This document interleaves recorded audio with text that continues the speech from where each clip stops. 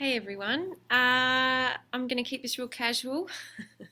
Doing a live thing is always a little bit challenging because you are just chatting. But I'm just going to imagine I'm chatting to people I see in my studio every day, and they are people in back pain. And for those of you that don't know me, I am a physiotherapist, among other things. But beyond physio, I've studied a lot of other things because I always felt physio was quite limited in how it viewed the body.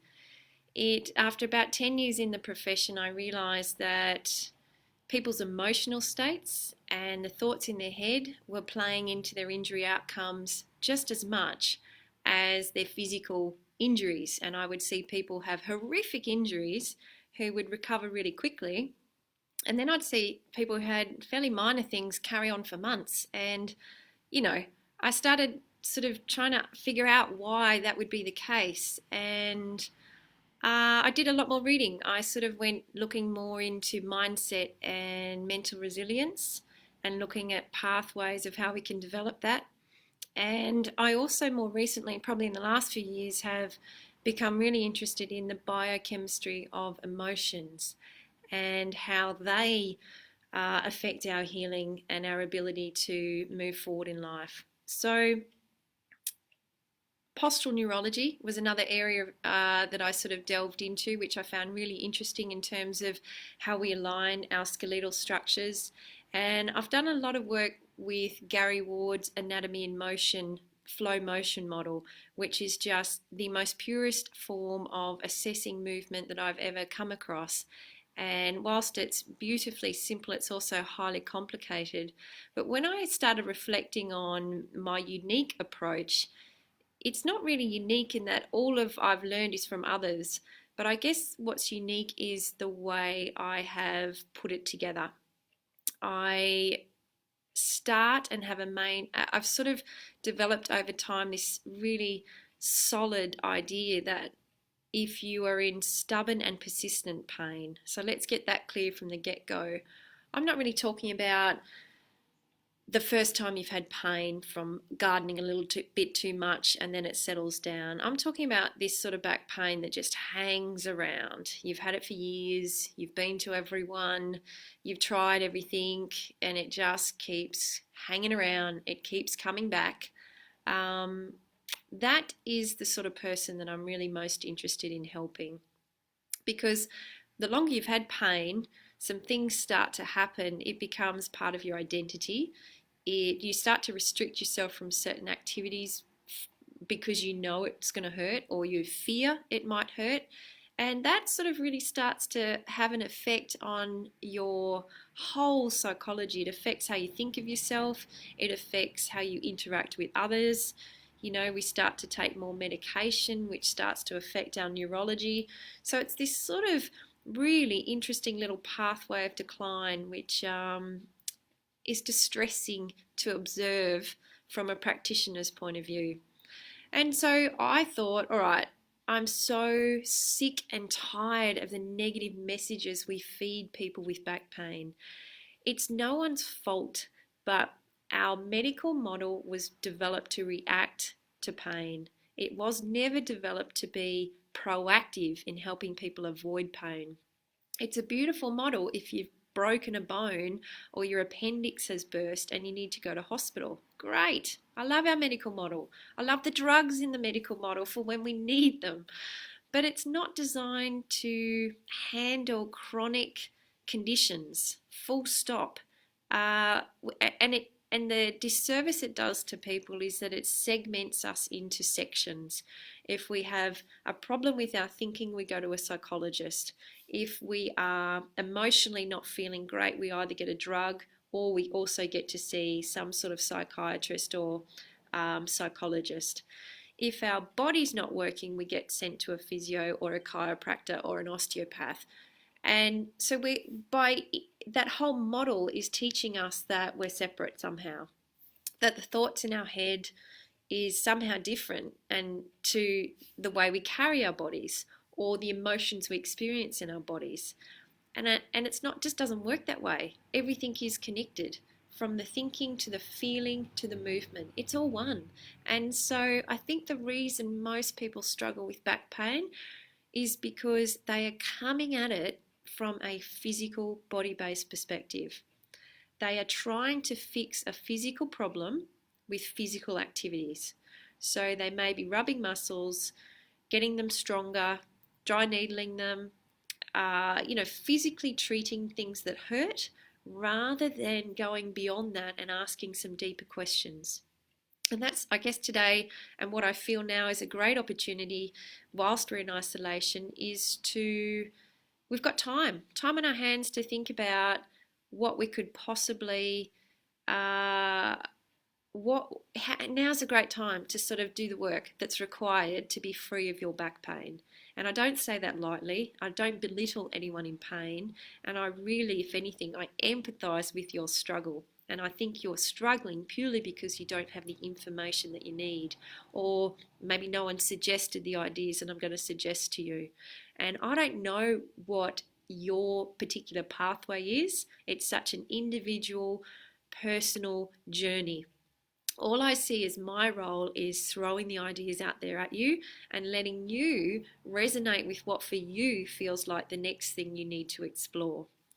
So we're talking 3 tips, and I guess I start all of my interviewing of clients with this question, and it is, do you believe you can heal this thing?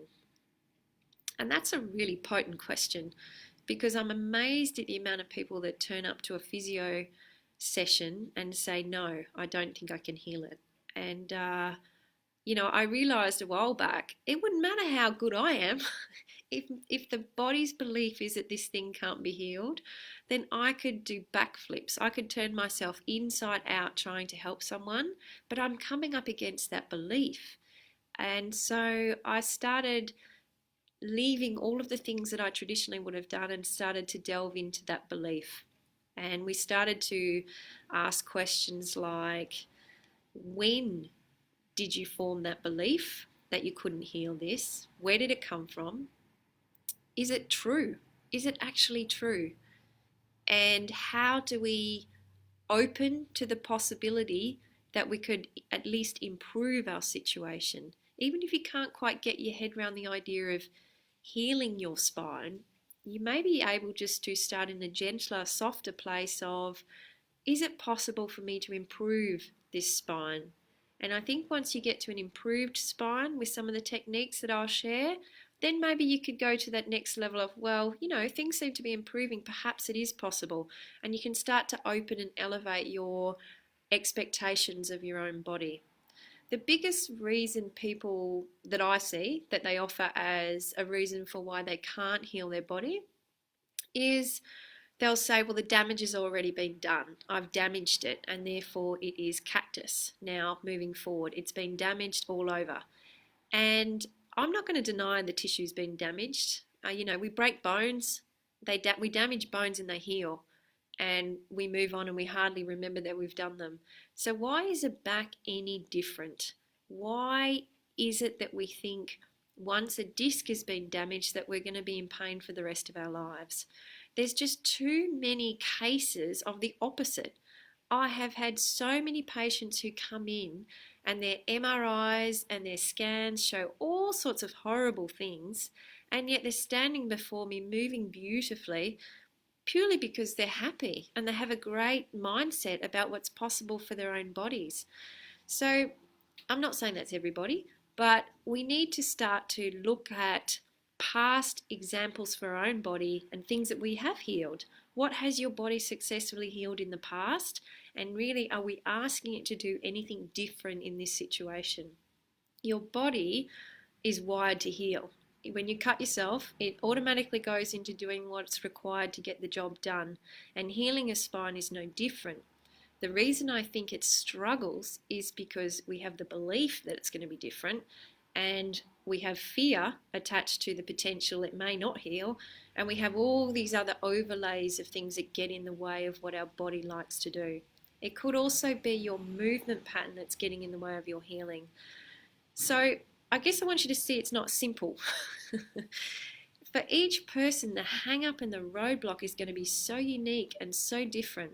And as a facilitator of someone's healing, I guess it's listening to your language, and it's listening to reading your body, seeing emotionally where you're at, also observing your movement patterns.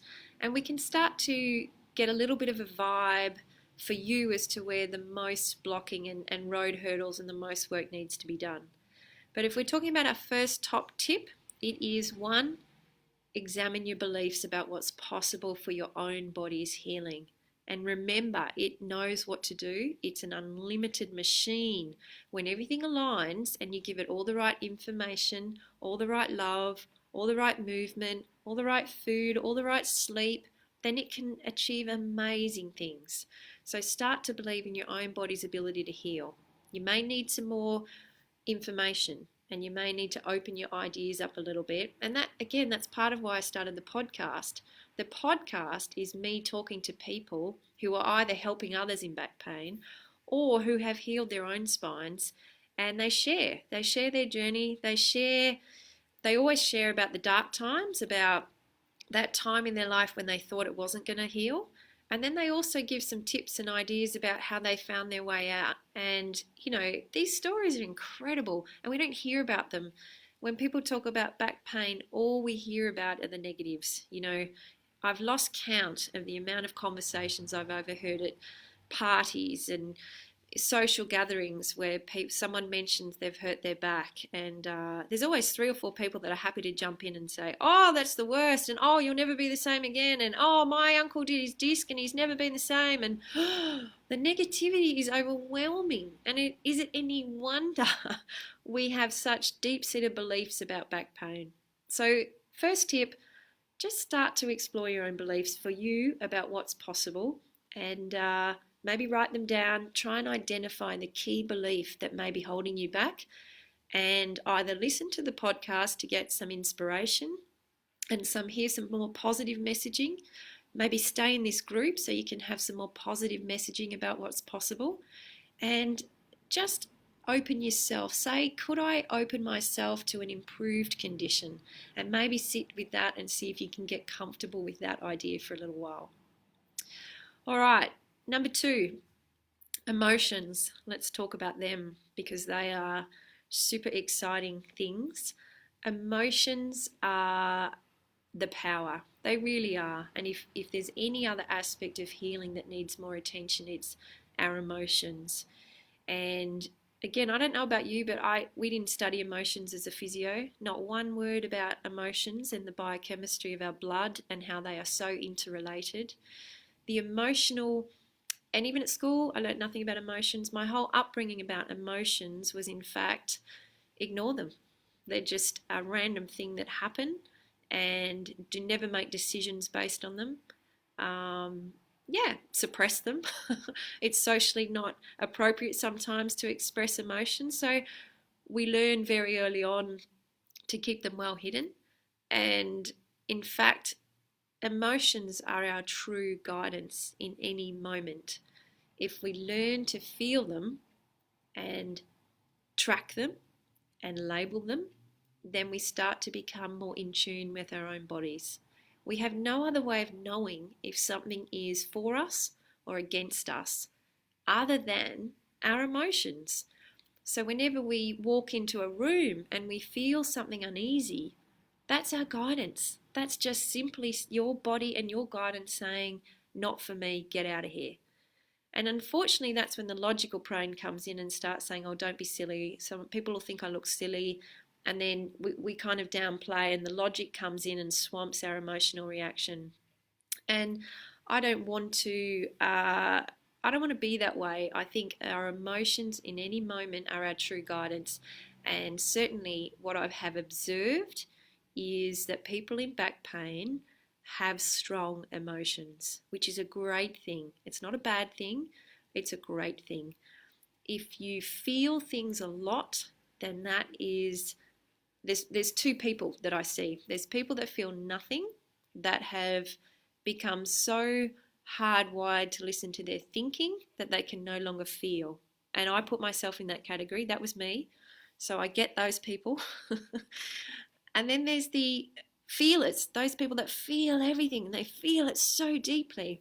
And they beat themselves up for being so emotional and they sort of see it as a negative. And I would actually say the opposite. I think if we can learn to understand that if we want to heal, we need to hang out in more positive emotions more often, then that opens up the idea of how do we train emotions? Is it appropriate to train emotions? And what I would say is if you've been in back pain for a long period of time, you've had physical pain in your body. Now, no one can be in physical pain for a long period of time and not start to become emotionally affected by that. You can't do it. It's not possible. When you're in chronic physical pain, it affects you emotionally. And you can take painkillers and they may take the edge off the physical pain, but it won't shift necessarily your emotional state. And so we have to sort of come at these things from different angles. But we definitely know that heavy negative emotions create a biochemistry in our blood that does not facilitate healing. It actually gets in the way of healing. And if we give the example of stress, for instance, stress is adrenaline and cortisol. Cortisol is the precursor to inflammation. So even if you're taking anti-inflammatories but getting around stressed, you may as well not be taking the anti-inflammatories because your production of cortisol is way beyond what the anti-inflammatories can sort of keep on top of. So we have to actually go a little bit deeper. And my second tip that I thought you could play with while you're in isolation would be starting to track what emotions you hang out in most often. Just track them. Just start to notice for you, what are they? Because you might say something, but when you actually start to track them, sometimes you're quite surprised that they're different to what you think. So what I'd invite you to do just for the next 7 days, every time you go to the fridge, I want you to have 3 coloured markers by your fridge. I want you to have red, which represents feeling frustrated or angry. I want you to have a green marker, which represents feeling chilled out and relaxed. I want you to have a yellow marker, which signifies being happy or joyful or cheerful. And then I want you to have a blue marker, which symbolises feeling a bit low, a bit sullen, a bit depressed. And that's a very simplistic colour association with emotions. But if you go to your fridge, which most of us do 3 or 4 times a day, just whenever you're visiting the fridge, and it's important to track our emotions throughout the day, not just at a set time, then just take a minute and think, all right, what would I give myself in this moment right now? Would I give myself a green, a blue, a red, or a yellow? And just simply put a line on a piece of paper and walk away. If you can actually identify a word, then that's even more powerful, because most of us, and certainly myself, I used to work off about 4 words for my emotions. I was either angry, frustrated, irritated, overwhelmed, sad or angry. There wasn't much on the higher spectrum. They were all negative, most of them, but I didn't have the nuances or the ability to say, well, actually, I'm not really frustrated. I'm a little bit edgy or restless, or, so developing a spectrum of words for your emotions helps you start to tune into where you might be sitting on the emotional scale, which helps you start to work out whether you're elevating or dropping.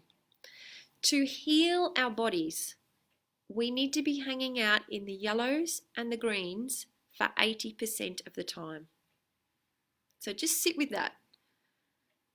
If we want to heal our bodies, we need to be feeling happy or chilled out and relaxed and peaceful and content for 80% of the time. Now that's a loose term, but you get the idea. The more you can hang out in those positive emotions or relaxed and calm ones, the faster your body will heal. So why don't we actually train this? Why don't we actually start to train our emotions so that our blood reflects that, and we're giving our blood and therefore our body and therefore our soft tissues what they need to actually heal? So this week, start to track them. Just start to notice, and then at the end of the week think, all right, What am I addicted to? Which color am I addicted to?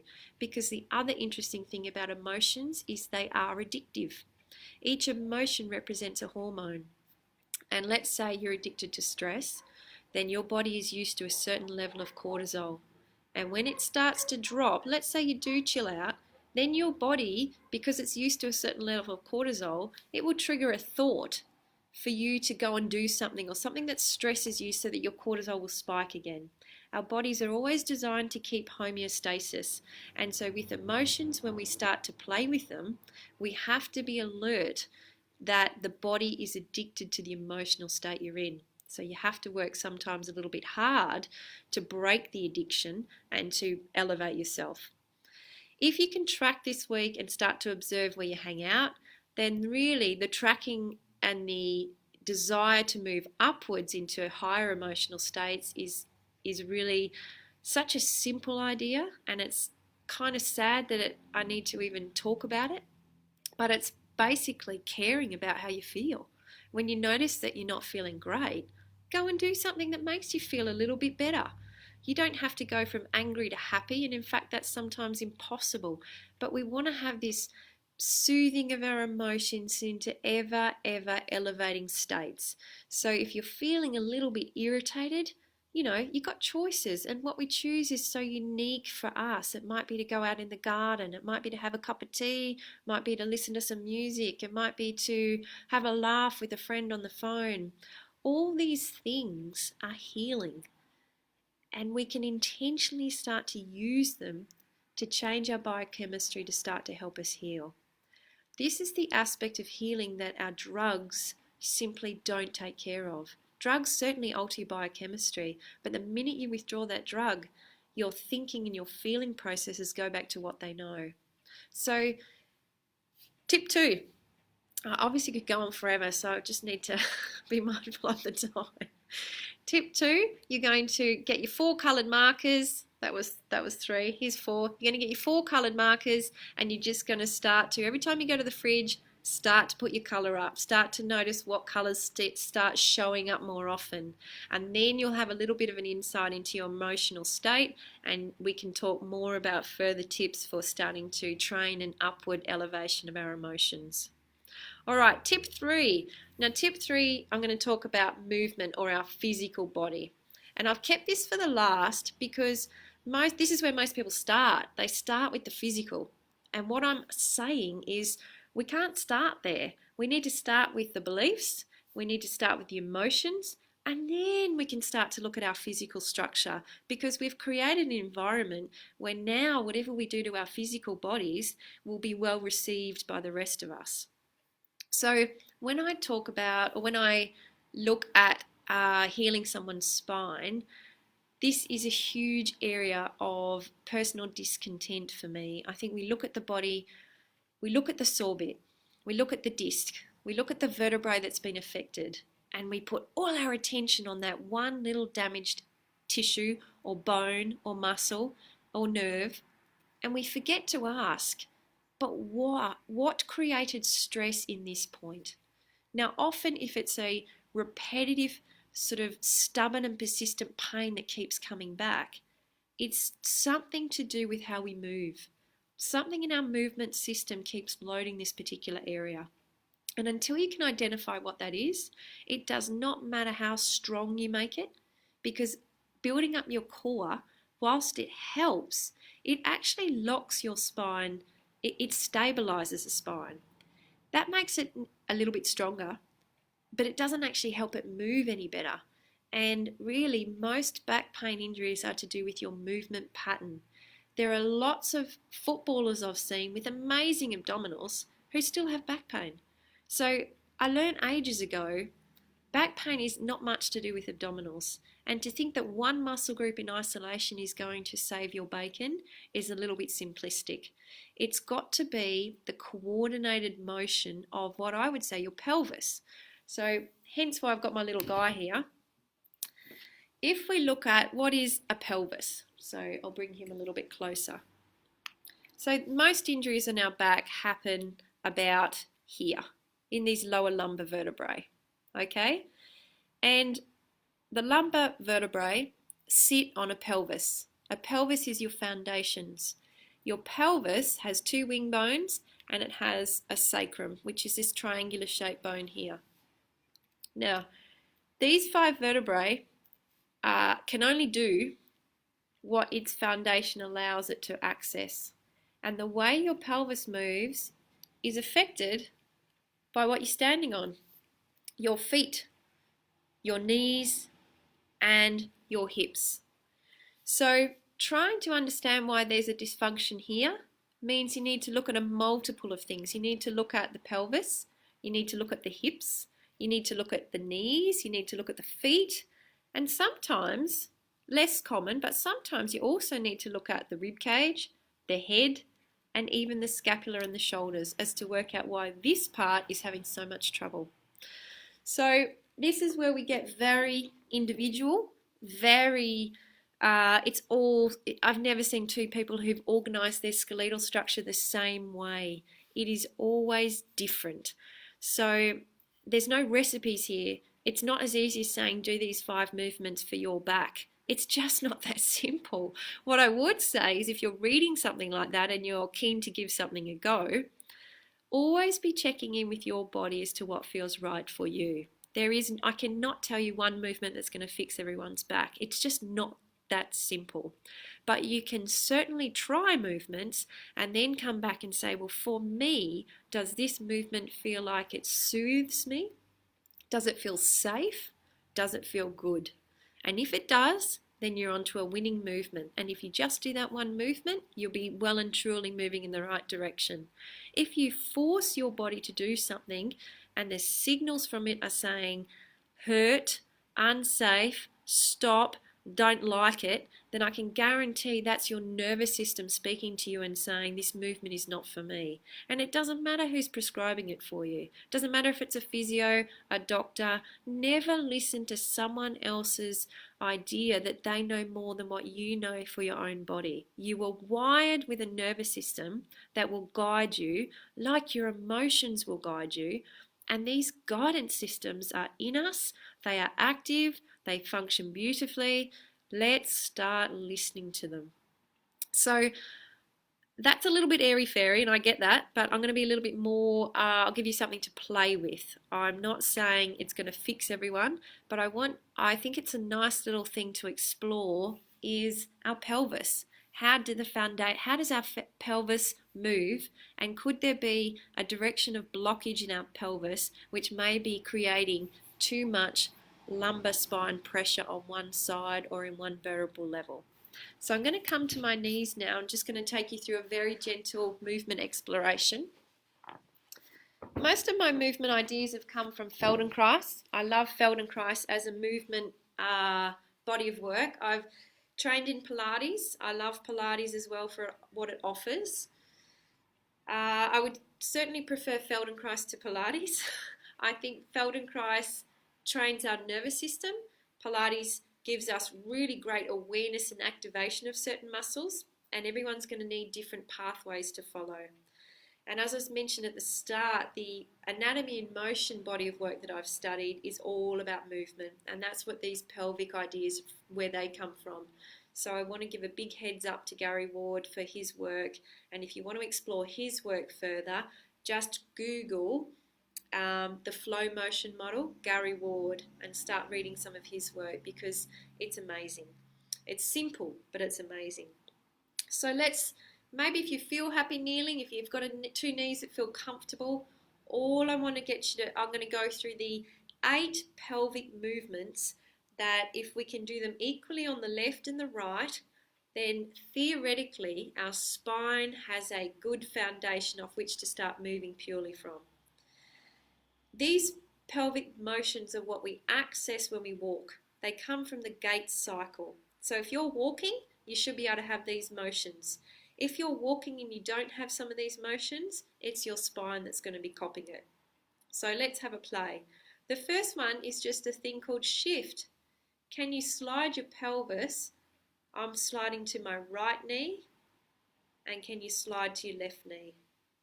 And can you do that motion easily on both sides? And can you go the same distance on both sides. So you might start to notice that one side just feels a bit blocked, or you might notice that it's smooth, easy and free on both sides. So we call that pelvic shift. If you're blocking on one side and it feels like, let's say I was blocking going this way and it felt like something was just tight in my lateral hip tissue, then just keep doing it.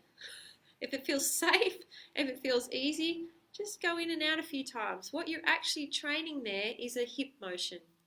We're actually training our right hip to abduct better. And for it to abduct better, we've got to have the pelvis move over the top of it a little bit better. So playing with your shift and evening it out from right to left is a really simple idea to get started with. Okay, let's talk about rotation. If I keep my rib cage still, can I rotate my pelvis to the left and can I rotate it to the right? Sorry, I'm going left and now I'm going right. So if you put your hands on your hip bones or the front of your pelvis and you think about turning the lights from the left to the right, in this action, I'm just taking my whole body. So you could start with just that idea. Can you turn your pelvis equally from right to left? As you're doing this motion, what you don't want to be doing is combining it with a shift. You literally just want to say, all right, does this one go as well as this one?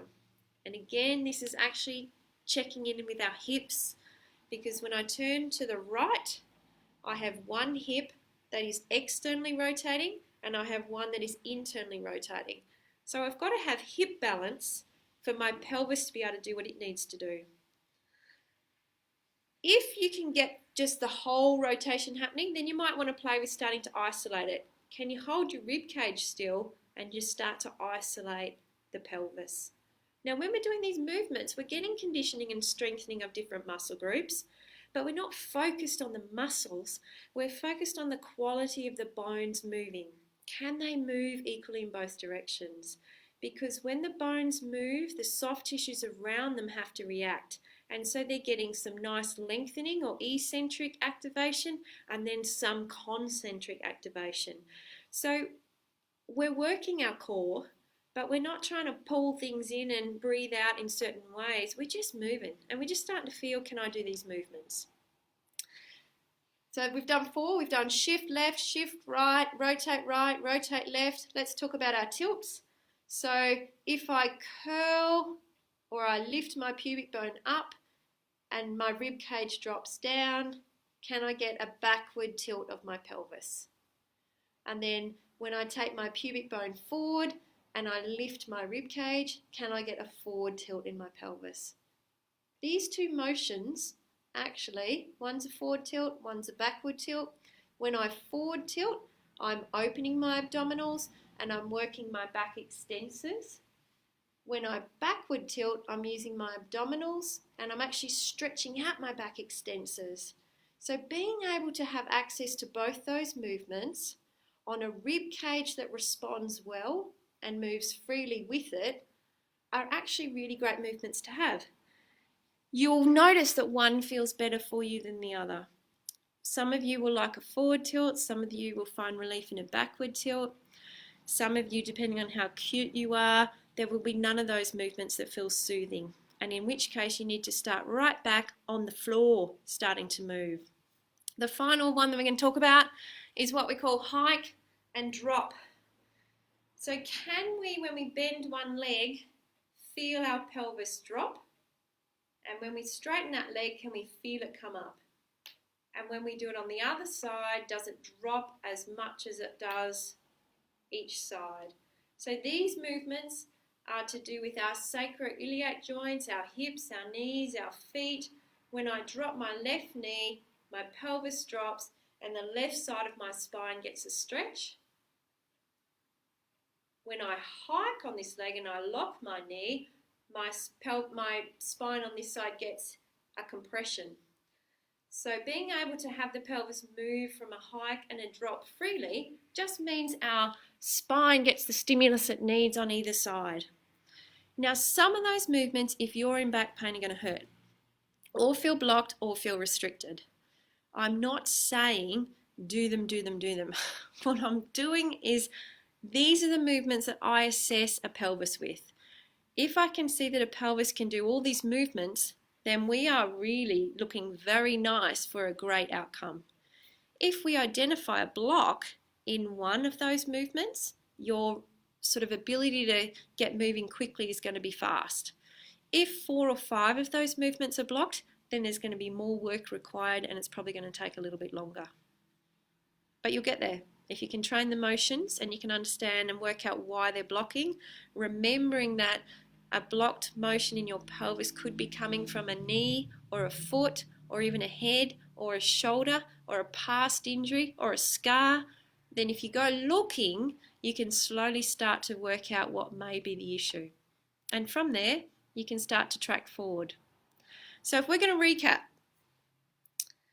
you're in isolation, you've got time on your hands, you're going to start to shift a bit of focus into healing your spine. It starts with a belief. Do I actually believe it's possible? You've got to convince yourself of that, and there's ways you can convince yourself of that. Number 2, you're going to maybe start to track your emotions with the idea of understanding if you can end up in yellows and greens 80% of the time, then your biochemistry is going to be amped up for healing. And number 3, you're going to have a little movement exploration of your pelvis and maybe start to figure out some things about why it's blocking. If you're looking for more movement related drills to practice, I would recommend you Google Feldenkrais for back pain. There are some amazing Feldenkrais practitioners out there, and their movement patterns are so slow, so safe. They help you piece together for you what might be blocking. And that's a nice safe place that I could say anyone could start with Feldenkrais. Once you restore quality movement, then really it's about getting it strong and conditioned. And that's when the whole world opens up as to further possibilities for strength and conditioning. There's not one way, there's multitudes of ways. And again, if you tune into your emotions, they will guide you into which sort of movement pattern for you is going to light you up. For me, it is ultra running. I just love to run. Doesn't have to be hard. I just love a long, slow run out in nature where I get to play and feel with all of these movement concepts. But for you, it might be ocean swimming, it might be supboarding, who knows? It could be yoga. There's no right or wrong. It'll be whatever you're drawn to. Right, so really, I want just feedback about the live when you watch it. Lots of you couldn't make it today, but it'll just be up and you can watch it in your own time. Comment about anything that you're getting snagged on, anything you need more help with, and we can build out some more one-on-ones from that session. For those of you who don't know, I have created a 8-week online course. It's called the Building a Bulletproof Back program. Week 1 is about your mindset, week 2 is about your emotions, and from there we go into more movement related drills. I created it because my personal mission is to start selling the message that healing is possible. I really just think we need to shout it and scream it. There's too much negativity going on in the back pain world, too many drug addicts being created by overuse of opiates, and too many relationships breaking down because of the misery that is back pain. So if you've liked anything or resonated with anything that I've said today, share it with anyone you know that might also benefit from having a more positive message. And find the course. I'll put the link in somewhere in this group if it's not already. And think about maybe going on the journey. At any point you get stuck, you can access me for some more one-on-one interventions. But I've put as much into that program as I can, and it is all the tips that I've found from all the readings that I've done in 20-something years. It's all in there. It's just, if you can't get better after going through that program, then I give up. You might be one of the few that I just can't help. But hopefully we can start to send a more positive message about our body's healing capacity. And that's my firm desire, and that is my mission, and that is my intent. So if you'd like to help me with that, I would be forever grateful. Okay, I'm going to sign off now, and thank you to those guys that did listen and were here. That was lovely that you could join me live. Okay, bye.